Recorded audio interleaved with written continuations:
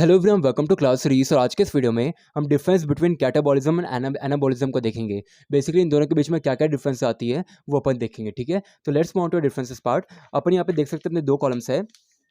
First column अपना represent करता है कैटाबॉलिज्म एंड सेकंड कॉलम अपना रिप्रेजेंट करता है एनाबॉलिज्म। तो यहाँ पे इंट्रोडक्शन के अंदर क्या बोला है, बेसिकली मतलब बोला है, क्या बोला है, catabolism is a metabolic chemical process use for breakdown of chemical molecules to a simple small molecules. तो जो कैटाबॉलिज्म है ये एक मेटाबॉलिक केमिकल प्रोसेस होती है जिसको यूज करा जाता है ब्रेक डाउन करने के लिए। किसको? जो कॉम्प्लेक्स मॉलिक्यूल्स होते हैं उसको ब्रेक डाउन करने के लिए यूज करा जाता है। और ब्रेक डाउन करने के बाद क्या फॉर्म करते हैं? Simple simple small molecules form करते हैं। ठीक है, देन यहाँ पे एनाबॉलिज्म के अंदर क्या बोला है, it is a metabolic chemical process use to build molecules required for the energy to do different activities by the body. Then यहाँ पे एनाबॉलिज्म का मतलब क्या हुआ? एनाबॉलिज्म भी एक बेसिकली मेटाबॉलिक केमिकल प्रोसेस होता है जिनको यूज करा जाता है। किस लिए यूज करा जाता है? टू बिल्ड मॉलिक्यूल्स को बिल्ड करने के लिए यूज करा जाता है। और वो किससे रिक्वायर होते हैं? Required for the energy to do different activities of the body. एक ह्यूमन बॉडी अलग अलग वेरियस एक्टिविटीज को परफॉर्म करने के लिए मॉलिक्यूल्स की जरूरत होती है। तो यहाँ पे इसलिए बोला ये बनाया जाता है किसके द्वारा? एनाबॉलिज्म के द्वारा। ओके, देन यहाँ पे नेक्स्ट डिफरेंस बात करती है एनर्जी के बारे में। तो कैटाबॉलिज्म के अंदर क्या बोला है, इन this state body releases energy in different activities. जो स्टेट बॉडी होती है वो क्या कैटाबॉलिज्म के अंदर जो भी स्टेट बॉडी होती है वह रिलीज करती है एनर्जी को अलग अलग एक्टिविटीज़ के अंदर। ठीक है, डिफरेंट एक्टिविटीज़ के अंदर। लेकिन एनाबॉलिज्म के अंदर क्या बोला है, in this state body requires energy to keep body in anabolic state. Nutrition is the main source। यहाँ पे जो एनर्जी की बात करते हो एनाबॉलिज्म के अंदर बेसिकली कौन सी एनर्जी का मेन सोर्स है? न्यूट्रिशन मेन सोर्स है। ठीक है, लेकिन यहाँ पे जो एनर्जी रिक्वायर होती है to keep in the anabolic state वो एनाबॉलिक स्टेट के अंदर कीप करी जाती है। ठीक है, देन यहाँ पे थर्ड डिफरेंस के अंदर क्या बोला है एनर्जी कन्वर्जन के अंदर। कैटाबॉलिज्म के अंदर क्या बोला है, इन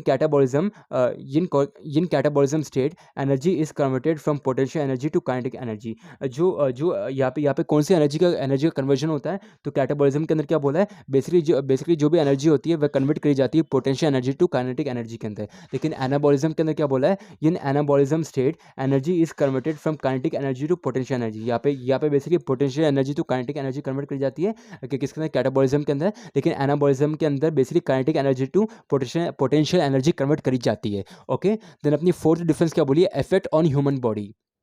तो कैटाबॉलिज्म के अंदर क्या बोला है, catabolism helps in burning fats and calories. जो कैटाबॉलिज्म है ना वह हेल्प करता है किसके अंदर? फैट्स और कैलोरीज को बर्न करने के अंदर, बर्न करने के लिए। ओके, देन एनाबॉलिज्म के अंदर क्या बोला है, anabolism helps in furnishing and preserving tissues and result in muscle growth. ये बेसिकली मेन चीज़ है मसल ग्रोथ। ठीक है, ये बेसिकली हेल्प करता है फर्निशिंग और प्रिजर्व करने के लिए किसको? टिश्यू को एंड रिजल्ट करता है मसल ग्रोथ के अंदर। ठीक है, देन यहाँ पे फिफ्थ डिफरेंस के अंदर बात करिए ऑक्सीजन यूजेस के बारे में।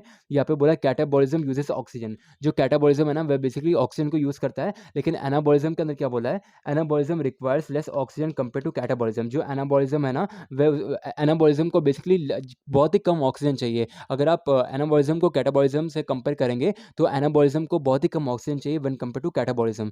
ठीक है, देन यहाँ पे नेक्स्ट डिफरेंस बात करती है फंक्शनैलिटी के बारे में। तो कैटाबॉलिज्म के अंदर क्या बोला है, catabolism is in function during activities. जब भी अपन एक्टिविटीज करते हैं तो कैटाबॉलिज्म फंक्शन में रहता है। लेकिन एनाबॉलिज्म के अंदर क्या बोला है, anabolism is in function during rest और स्लीप। जब भी अपन रेस्ट करते हैं या फिर स्लीप करते हैं तो जो एनाबॉलिज्म रहता है ना वह फंक्शन के अंदर रहता है, वह एक्टिव रहता है। ओके, देन सेवन डिफरेंस के अंदर बात करिए रोल के अंदर। कैटाबॉलिज्म के अंदर क्या बोला, the main role is destruction in metabolism. ये इसका मेन रोल क्या होता है कैटाबॉलिज्म का, ताकि the main role is destruct करना किसके अंदर? मेटाबॉलिज्म के अंदर, उसको ब्रेक डाउन करना स्मॉलर पार्ट्स में।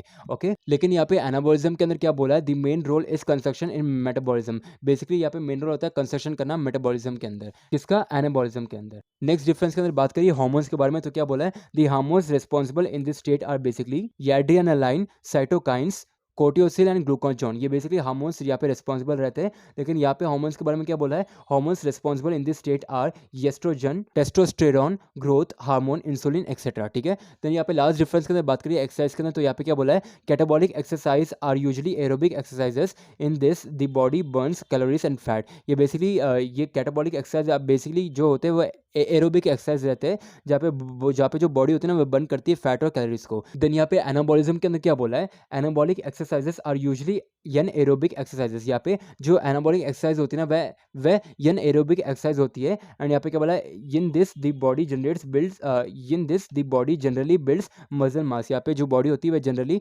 मसल मास को ग्रो करती है, बढ़ाती है। ठीक है, तो ये थी अपनी कुछ differences between catabolism and anabolism.